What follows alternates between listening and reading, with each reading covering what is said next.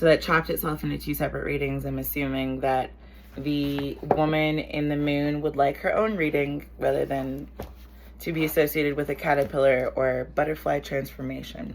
So I'll leave that for the last reading. This will be a brand new reading. I did open to page 14 and 15. I had just begun to read 14 when the camera cut that specific scene. With all his strength, he struck the buck upon its rump, and off it rushed the way it had come, dragging the two women back to their own land, and never again did he stray from his daughter's home. This is page 15. This is the beginning of the nagging husband. This amusing tale has many versions. This one comes from Tallinn in Estonia. A nagging husband was forever telling his wife what an easy time she had of it. There I am, toiling in the fields all day while you lounge about the house, all snug and warm, he would say. As a rule, his wife just sighed, ignoring her husband's taunts. But one day, her patience frayed. We're going to start shuffling the Sofan Chan deck while I read this portion. Fine, she said. If my job's so easy, let's change places for a day. Interesting that I picked up this Sofan Chan, because it's like all you need is GE on the end of Chan, or yeah, right there. CHANGE would be change. And she's talking about changing places. It's like a Freaky Friday kind of situation. If my job's so easy, let's change places for a day. I'll go to the fields and you can stay at home and mind the house. The man smiled. Done, he said, rubbing his hands. Tomorrow I'll do the housework and you'll go mow the grass. Early the next morning, before leaving home, the wife explained his duties. Have a bowl of porridge ready for my lunch and churn some butter for my rolls. And don't forget to let the cows out to graze. The man only laughed. I'll manage somehow, he said. As the wife went off, he lit his pipe and pondered on the day ahead. He decided to cook the porridge first. What could be simpler? He filled a pot with water and poured in the oats. Then he began lighting the iron stove, and by the time that a fire was burning underneath the pot, his pipe had gone out several times, and he'd had to leave his work to relight it. So I'm going to keep going on page 16, but that's kind of the end of that reading, just in terms of pulling cards. I'll clarify with these in a moment. At last, the porridge began to bubble as he stirred it well. But just then, his attention was caught by the mooing of the cow, which, in his bother with the oats, had slipped his mind. By the time I take the cow to pasture, the porridge is bound to be burned, he reflected. I know what. I'll add more water to the pot to give me extra time. So off he went to the well for water and came back with a pailful. In his hurry, though, he tipped so much water into the pot that it put out the fire. There was nothing for it to start again. He raked out the embers, built the fire anew with sticks and straw, and set the now cold porridge on the heat once more. So you can kind of see how this is about to go. I feel like the nagging husband is probably about to be, he's about to learn what she's upset about. And that's coming out pretty clearly for like even just about page and a half or whatever. This is pleasure and pain that came out first. It says, nature is neither pleasant nor painful. It is all intelligence and beauty. Pain and pleasure are in the mind. And that's a quote by Nisargadatta Maharaj. Sorry, I probably really butchered that. It says, pleasure and pain are common feelings. The preference your mind tends to choose is worth paying attention to, because paying attention to your mind's choice and the body's preference will provide cures for endless frustrations, regrets, and self-loathing. So this is like using your pain for pleasure and your pleasure for pain. They can kind of offset one another. It's Western medicine identifying the symptom, and it's Eastern medicine taking care of that symptom, even if it is the long way. Western medicine uses more of the short way to get rid of the symptom and do our best to address what's going on a deeper level, but not so much. This is autopilot mind coming right out. So an autonomic nervous system response is fight or flight, which I've gone over so many times, I'm kind of sick of talking about it. I do think right now is a good time to mention bottom of the deck was do no harm in reverse. This is number 32. I don't know if you can see this, but this is the top of the deck, or the top of the reading here. This is number 32. This number, or the card I'm about to pick up, is number 23. So there's something about when you're on autopilot, you can actually do a lot more harm or damage than what you initially intended. You may not have wanted to cause pain or cause pleasure or really any kind of response from anybody for that matter. But when you're in an autonomous state, when you're in your own mind about things, in this specific case with the nagging husband, when you think you're right, or when your partner or your teammates, or when the people that you're working with, they think they're right instead, there's an automatic propensity to go with the majority versus the minority. And when that majority is misinformed, ill-informed, or otherwise badly situated in a position that is not able to be flexible, is not willing to be a big picture thinker, is not pliable, is not neuroplastic in a way that is conducive to anything, that's when we've got autopilot. That's when you're texting and the phone decides that you're not texting the right word and it just changes it for you. That could cause some really big miscommunications in the long run because of autopilot. And then again, without autopilot, or without spell check, I believe is what Word calls it, at least. Without spell check or thesaurus check, or whatever dictionary, Webster, Merriam dictionary check you want to write yourself, this is no false speech coming out in reverse. So that's why I was going over multiple times the wording. There is a Russian plane that actually has a warning system on it called the Nagging Nadia. That is the name of the warning system on this Russian airplane system. This nagging husband energy is coming across pretty strongly as part of that. This is, if you add together the upright cards, 1 plus 23 is 24. And then we've got do no harm and no false speed, both in the reverse. Which, if I read the cards, do no harm says do no harm. Practice virtue, discipline the mind. These are the teachings of the Buddha. No false speech says what is the right speech. Abstaining from lying, from divisive speech, from abusive speech, and from idle chatter. That is the right speech. Okay, so that's kind of what we're talking about with this.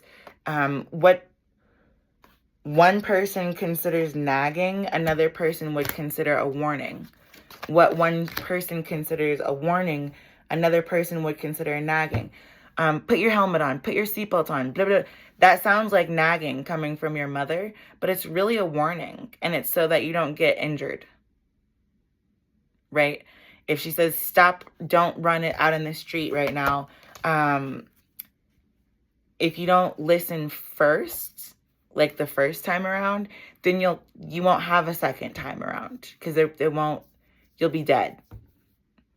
That's kind of what I'm saying, is that I'm going to get clarifiers with the Enchanted Map deck.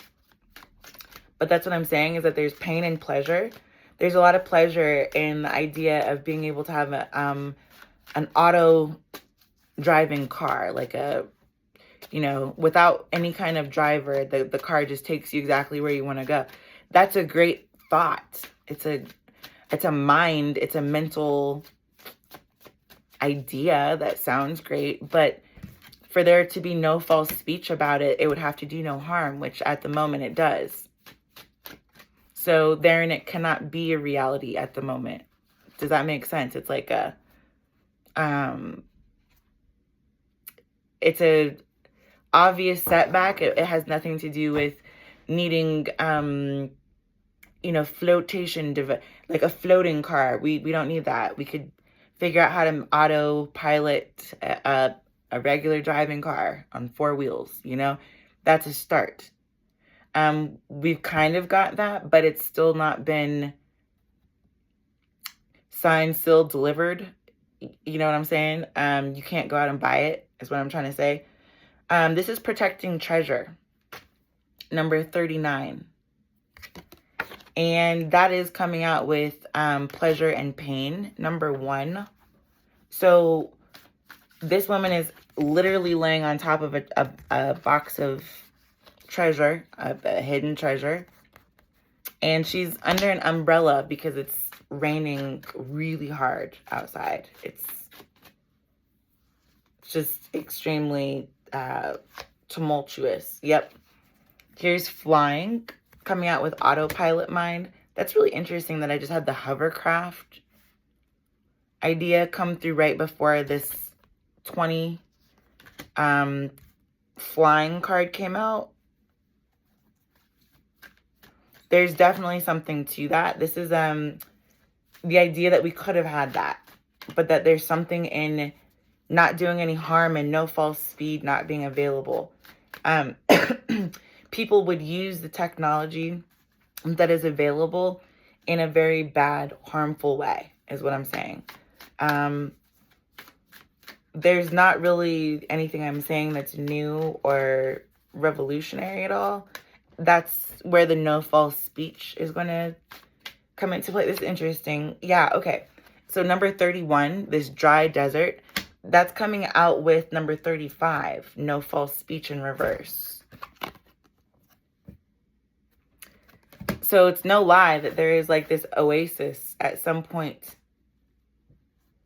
But the oasis is it worth it to traverse multiple deserts with no dessert? Not to splice words or mince speech, but this is somebody thinking they're going on a small walk across town for some dessert. And rather than it being right around the corner, like the person said, or right down the street, they're walking forever. It's a national treasure hunt that is futile, to say the least. This is rock bottom, number 10 coming out in the reverse, with number 32 coming out in the reverse as well.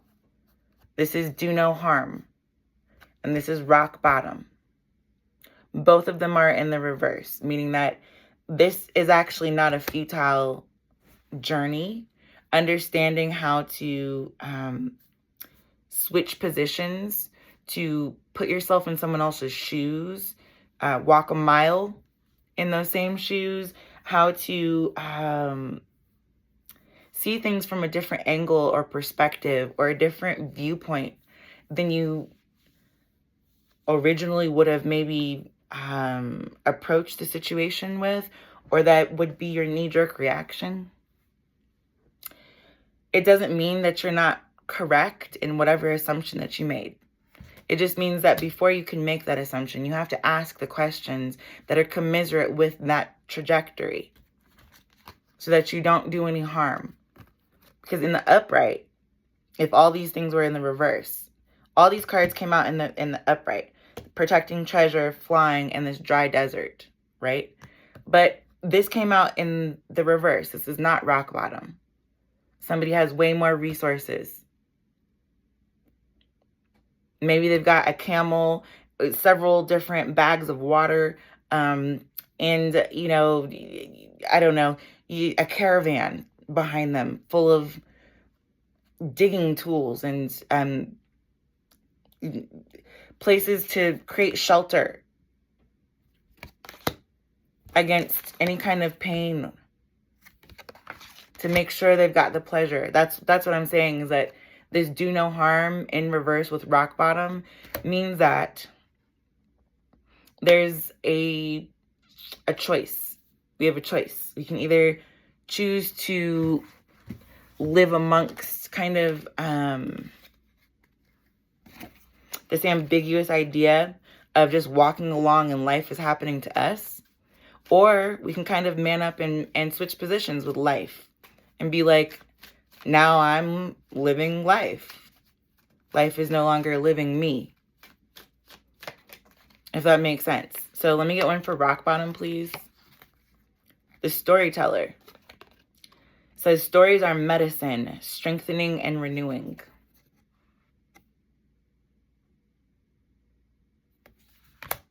So this storyteller came out in the upright, whereas there's rock bottom and do no harm in the reverse. So the stories that we tell ourselves about what other people might be experiencing, what we consider a Karen or a nagging Nadia or a Debbie Downer or a negative Nancy.